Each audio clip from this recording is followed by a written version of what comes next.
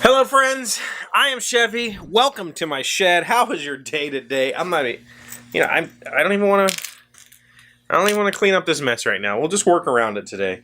As you can probably see, it was a busy weekend, and this was just got back from soccer tonight. 4 games in 4 days. It's been a mess. Life has been, in here at least, my shed life has been on pause for a while. So I did get to work on the sword some this weekend. I don't know if this is going to come across on camera, but I got it all cleaned up. This side is pretty bad still. I used an air grinder,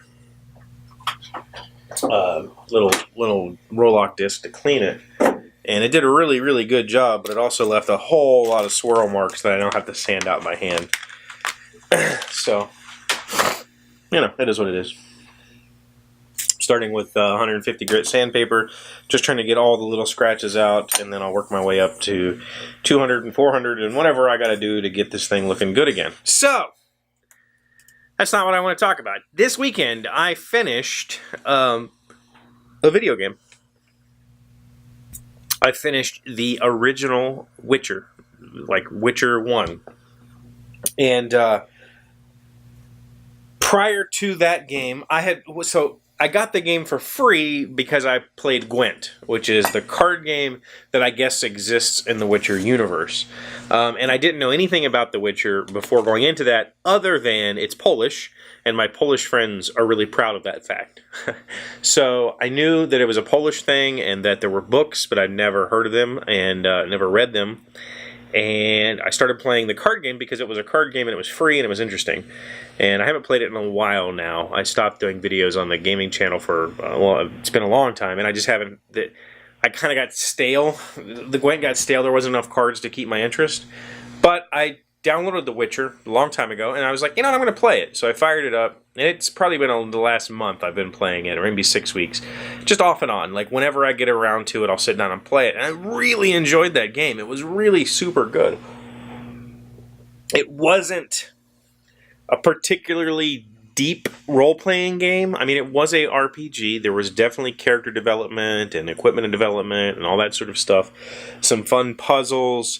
But it was very...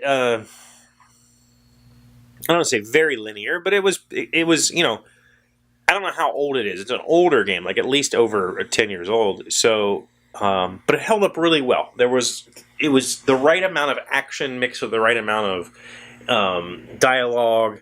Dialogue was great. I mean, the whole game was good. It was a really good game. And knowing nothing about the universe, I'm suddenly like really drawn to the idea of this Witcher universe.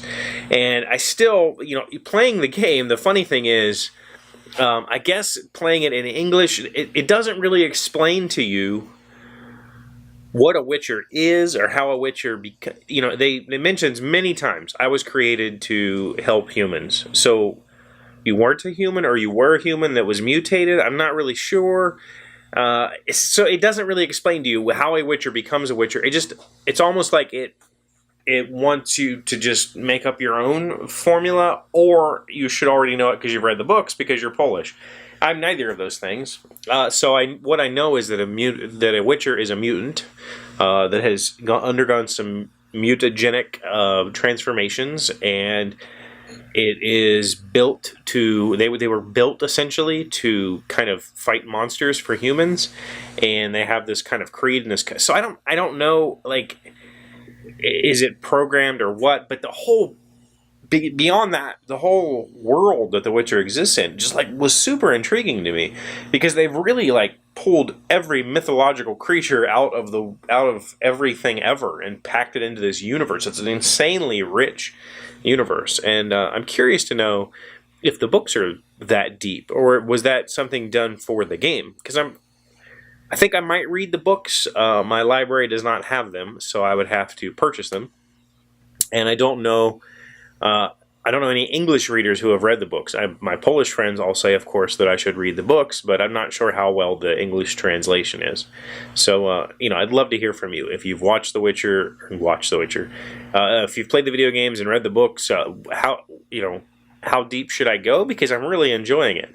Ignacy, actually, the designer of First Martians, the CEO of Portal Games, designed a board game, the Witcher adventure game, 2 years ago, I think it was, and it wasn't really super well received here. I don't know how it was received in Poland, but there's an app version of it, and so I bought it because, of course, he's the boss, and I like what he does. And I played the app version, and I really enjoyed the app version too. So it's different. It's a different type of game, and I wouldn't say it's highly strategic or anything like that, but it's a good, fun game. So I'm curious to know, should I read the books? And has anybody seen the movie? Apparently there was a Polish movie. I don't know if it was ever translated into English, though. So I'm curious. How many of you like The Witcher? How many of you have adventured beyond just the game? I know The Witcher 3 came out like last year or the year before and was huge in the game world. Like, this is how a game should be made. This game's amazing. This game's flawless, blah, blah, blah. And so I'm excited to... I'm going to play them all, I believe, but I got to start with Witcher 2.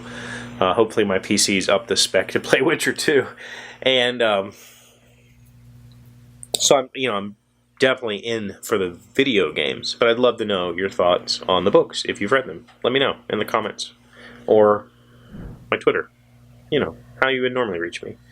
That's it for today. I just wanted to tell you that I finished The Witcher and I had a blast. And if you want to talk about it, the comments below are where we do that.